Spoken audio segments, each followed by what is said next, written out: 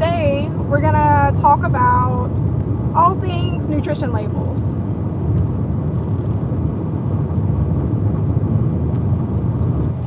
Nutrition labels are so important to understand because that'll be the basis of you learning how to control your intake and how to keep track of calories and stuff, which can be difficult. So the nutrition label, the most important thing that you need to know is the calories, of course, but then also the servings per container. All of the calorie ranges are gonna look like they're not bad because it's the recommended intake. So they're not gonna, if it's a high cal food, they're not gonna recommend a high portion of it. So portion control is key. So just say that you have a box of snacks and it has 100 calories per serving. But then you look at the servings per container and there's 5, then it's gonna have 500 total calories if you're eating the whole box. So that's one way. We have to keep ourselves educated and understand how to break it down and do the math. Because it can be deceiving. Anytime you look at the box, if you're looking at just the calories, more than likely it's going to be in a decent range for that reason. So, and then also, like, if you're eating a small package, a lot of people think it's a single serving package, but that's not always the case. Because if, say, the single serving package has 800 calories, there's no way that they're going to put 800 calories on nutrition label. They'll break it down, say, like into 4 servings, so it'll be like 200 on the label and it'll look better. It's already tricky enough and they try to trick you even more, so that's why, like I said, it's very important to gain the knowledge and know that if you are eating the whole box, that it's going to be the calories times the serving sizes per container. And then as you go down on the label, it's going to give you the breakdown of protein, fat, carbohydrates, sodium, the things that people really want to stay on top of. And every recommendation, or I'm sorry, say protein, if it has 5 grams, it'll tell you your percentage of daily value. But that's based off of a 2,000 calorie diet. So everyone's going to be a little different, but that's just kind of a base point. So all of those percentages are based off of a 2,000 calorie diet. So if that's your range, good, you have a good reference point. If your range of calories is a little bit less, like mine, mine is like 1,400 calories. So my percent of daily value will actually be higher than someone who's on a 2,000 calorie diet. So that's just something to consider if you're looking at the percent of daily value, especially if you're trying to watch like your sodium or your carbohydrate intake.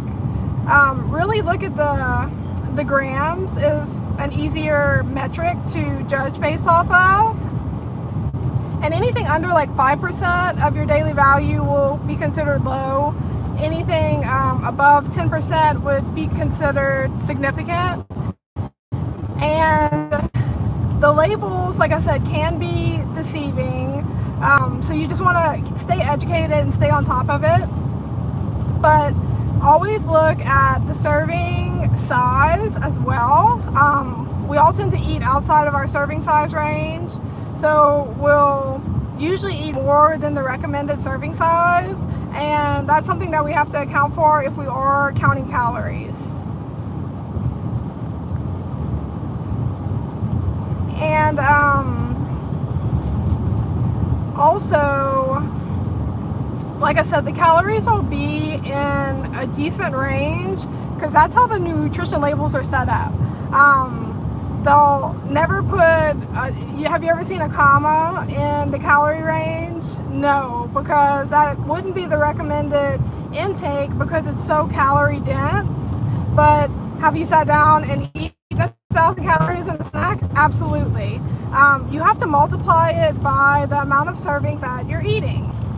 And that's something that I always say, like, measuring out your portions every time, it's just not feasible, and it's just not something that people can really commit to unless they're totally honed in and focused. So it's important for us to do that ourselves and to keep track of the serving size, how much we're eating. Like, for instance, I have these cookies, and it says that they're 150 calories per serving. But if you just look at the back of the bag and see that 150 calories, and they're like, oh, that's not bad, I can eat it. But when I sit down, I usually have 10 cookies. So that's 2.5 servings.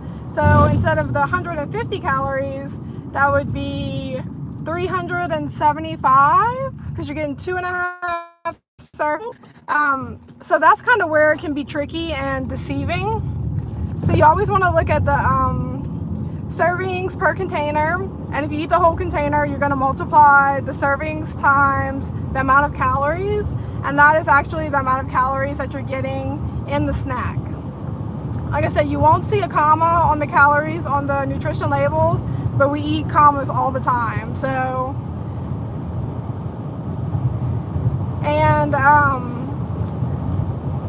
it's really important to pay attention to your labels if you are watching your intake in certain areas. If you're the low carbers, always look at the labels to see how many carbohydrates are in whatever they're eating. Carbohydrates are in almost everything.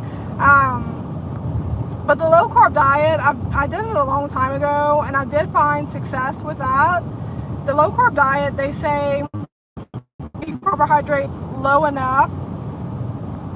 This was a long time ago, so don't hold me to it, but say like under 20 grams of carbohydrates a day. What happens is you can eat really as much fat or protein as you like, as long as you're not eating carbohydrates, which, like I said, they're in everything, so it is hard to avoid. You have to have a pretty minimal diet when it comes to options. But what happens is the carbohydrate serves a role in digesting the fat. So if you don't have any carbohydrates to help break down the fat, then you won't absorb the fat. So that's kind of how that works. You have to have the carbohydrates in the body to break down the protein and the fat. So that's why with a low carb diet, you will see weight come off pretty quickly. And I found that very interesting, but I did learn that in school. That's how you find a lot of success on the low carb diets. But the bad thing with it is if you pick up a carbohydrate or go back to a normal eating habit, you will gain the weight as fast as it came off.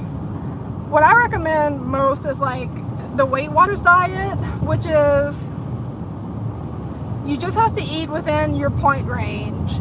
But what happens is you learn what is good and what doesn't really fit in your calorie range.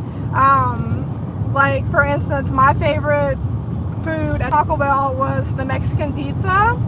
But once I got onto Weight Watchers, it was like, okay, your Mexican pizza is all of your points for the day. So I was like, okay, well, that's definitely a hole in my diet. Like, let me fix that. I'll have to exclude the Mexican pizza only on occasions. I like to grab one after I get my hair done because my husband will not eat Taco Bell, and anyone that I'm with during lunch doesn't like it either. So I'll treat myself once every 3 months, and that is totally acceptable. But what Weight Watchers does is it makes you realize what's too high in cal for you, and maybe where the holes are in your diet. So that's really the best case scenario, where you don't have to be too exclusive and exclude a lot of foods. But if anyone has any questions about the nutrition labels, y'all always drop it in the comments. I'm happy to give you the information that I do have.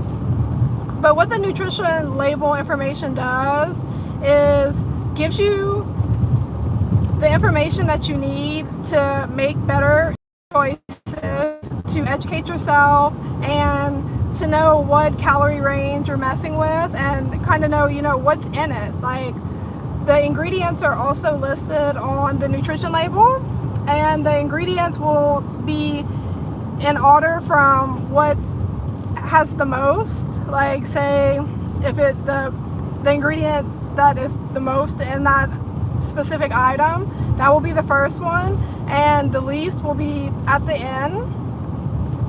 And then you can also look for like food allergens. If you have food allergies, the 9 main food allergies will be listed on the nutrition label as well.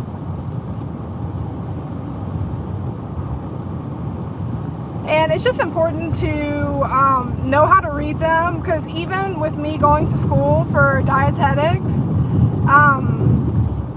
it was really hard to understand and to grasp the reality of the labels, because like I said, everything, and this has changed over the years. I think in 2016 they changed from an actual portion size, what would be a normal portion to eat, and so the calorie ranges were higher there. So what they did was they're like, okay, well, this would be what's recommended because that's too high in cal, so we'll just reduce the sizes of the portions, and it makes it look nice and better on the nutrition label calorie wise, but it's still the same calories. So we can't let that be deceiving and to fool us.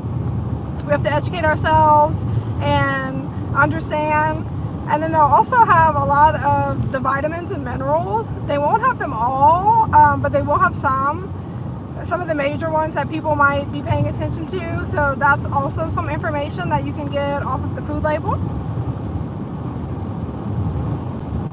So is anyone, or what are y'all goals right now? Are you trying to gain weight? Are we trying to lose weight? Because if we're trying to gain weight, we're gonna want to eat over our calorie range.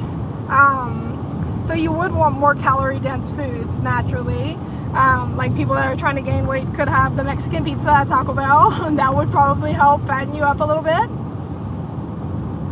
But if you're trying to lose weight, you have to eat a calorie deficit.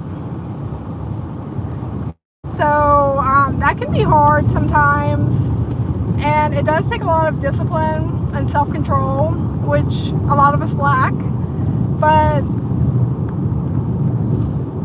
the first few days of a diet will be worse than any other thing. You will be hungry and maybe irritated, but over time your body will adjust to your new diet and you will feel normal again. So you just have to give it time. Don't think like, oh my god, this is miserable, I can't do this for 6 months, because things will adjust. Your body will equalize and make it where once your stomach is not stretched out anymore and you're not overeating every day, it's elastic, so it will go back into shape. It takes some time, usually a week at most, so just be patient with yourself and try to stay consistent is the main thing.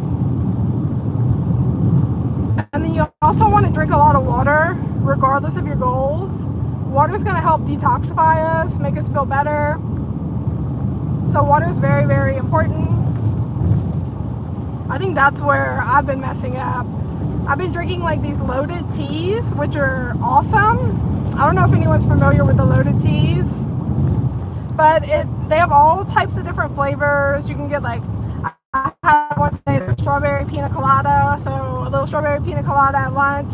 No alcohol, of course, but they're made mainly of water, so you will get water with a loaded tea. But that's all I've been drinking. I haven't been drinking a whole lot of bottled water, and that's something that I'm kind of lacking in. So when I get home, I'm going to grab a bottle of water and I'm going to try to increase my water intake, because water serves a role in all of the breaking down and digestion and chemical reactions that are happening in the body. So maybe you have some things that aren't functioning to its fullest capacity because you're lacking water or carbohydrates or a vitamin or a mineral. So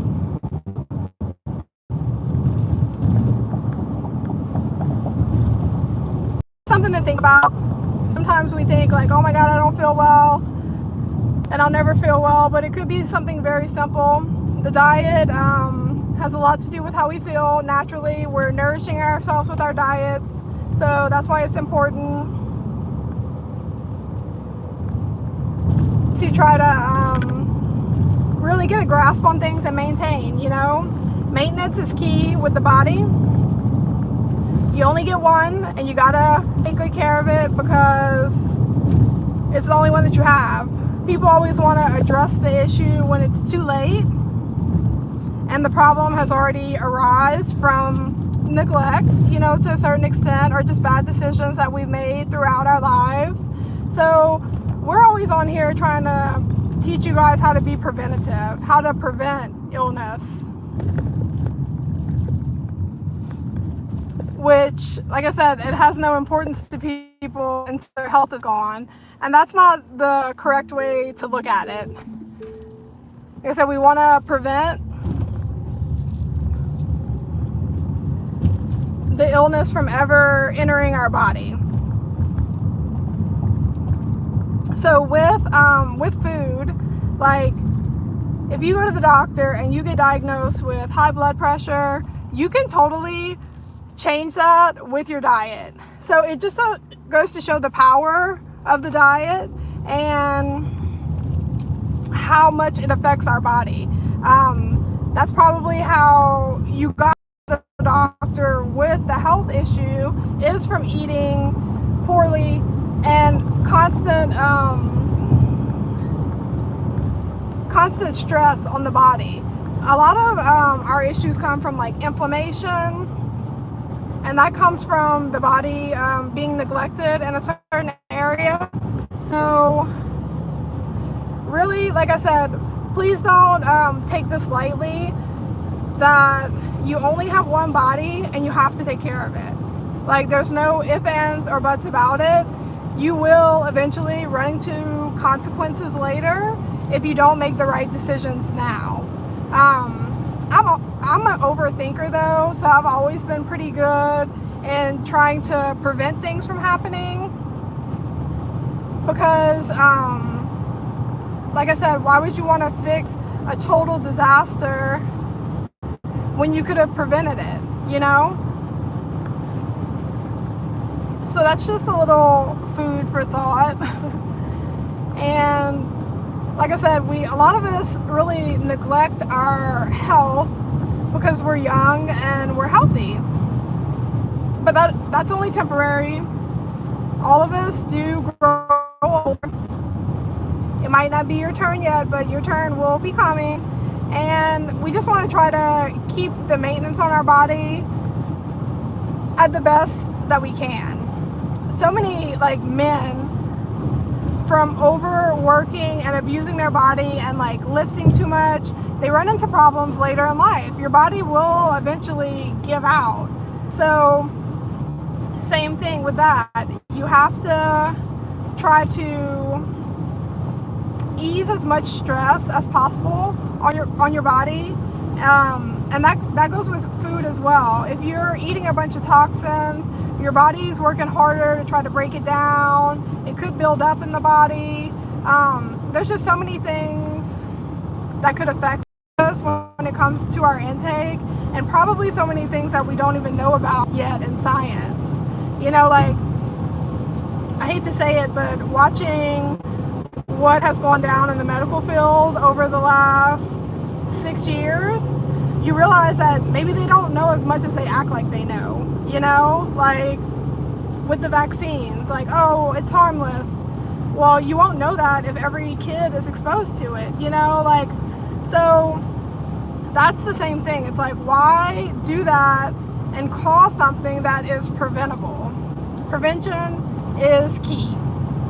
with diet and with exercise, like with hula hooping. I love hula hooping so much because it's low impact, it's not hard on your joints, it's customizable. So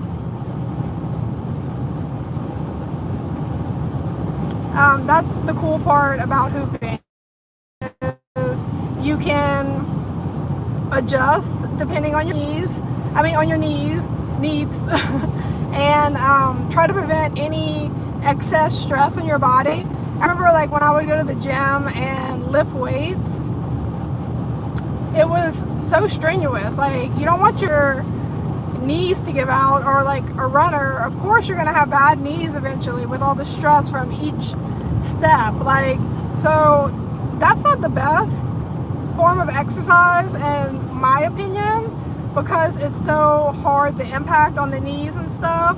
So that's the cool part about hula hooping, is that it can be low impact. You can do it in different forms too. You can like drill. A lot of people drill tricks. That's a good way to start, because you're not going to be able to just flow effortlessly like you see in the videos for some time. So you have to be patient with yourself. But say you're learning a new trick, you can drill. Just keep doing it over and over and over again, and you will gain better muscle memory and be able to do it with more ease in your next hoop session. So that's one way. So if you're not feeling like real upbeat or something and you still want to get a workout in, drills are a good way to do that. Or if you are feeling like getting some cardio in, then you can do like a hoop dance or hoop flow if you're there yet. And like I tell everyone, you don't even have to be good at it. You just have to get up and get moving. And then over time, you will get better. And everyone moves at their own pace. So always be kind to yourself, and know that the hooper that you're admiring, you will end up like them one day if you keep putting the work in. But then there's also like, I have a couple hoop workouts on my page, but we did one like a HIIT workout. We also did a cardio session. So I have a whole playlist that says learn how to hoop with me. So if you're interested in starting your hoop journey, you can check that out. But really, like I said, staying active. And I stopped hooping for about 6 months last year. And when I tell you, like, my body told me, like, hey, you're obviously not using me anymore, so you're starting to lose me. Like even like joint mobility and stuff like that, using those joints every day, using those muscles is what keeps you strong. A lot of times when we're aging, it's from muscles weakening over time. So that's why it's important to always like work out and keep yourself active. The older you get, the better you'll be in the run. But with the hula hoop, or even like if you're trying to get like a chill cardio session, you can just sit around and waist hoop while you're watching your favorite podcast.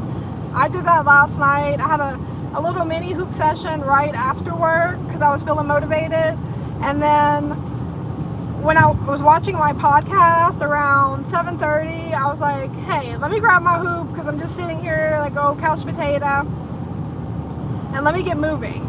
And, you know, it just made me feel like I was being more efficient with my time. It's like I'm getting information from the podcast, and I'm also getting a little cardio session in. So that's the cool part about it, is that you can do it at home. You can do it with your baby in the room, with your kids in the room. You don't have to make special plans to get the kids to a babysitter, to be able to go to the gym. You have your hula hoop right there, and it's always waiting for you. Your hoop will be your best friend. It'll always be there for you if you need it. It's just sitting in the corner looking for some love. But yeah, so the nutrition labels, if anyone has any questions, just leave a comment and I will get back to you. But don't let the calories on the back of the nutrition label deceive you, because it will always look like a decent amount of calories, like on the lower end, because it is the recommended portion. So that's why you'll see, usually, you know, now that I'm thinking about it, you never see like a really, really high number on the calorie portion of the nutrition label, but you're going to see that number of serving sizes increase as the calories are decreasing. So it really works out to be the same. And a lot of things that we eat are really calorie dense, and the portions, we're just overeating on them. So knowledge is power in that department. So that's why I wanted to pop on here today, to give you guys that information and try to educate everyone to try to find the holes in their diet. Like I said, portioning out your cereal every day is just not feasible, but do it a couple times where you'll know about how much cereal should be in the bowl. And when we ignorant for a whole bowl and max it out with milk and say, oh, look on the back of the box, I'm only 50 calories. No, you're probably getting closer to 600, 700 calories, but the nutrition label can be deceiving. So that's why I thought that information was important to share, because it always looks like it's in a good calorie range, but you have to look at the serving size, because more than likely you're eating more than one serving, and you'll have to multiply the calories by how many servings that you eat to get the actual calorie range. So I hope this helped, guys, and I'll catch y'all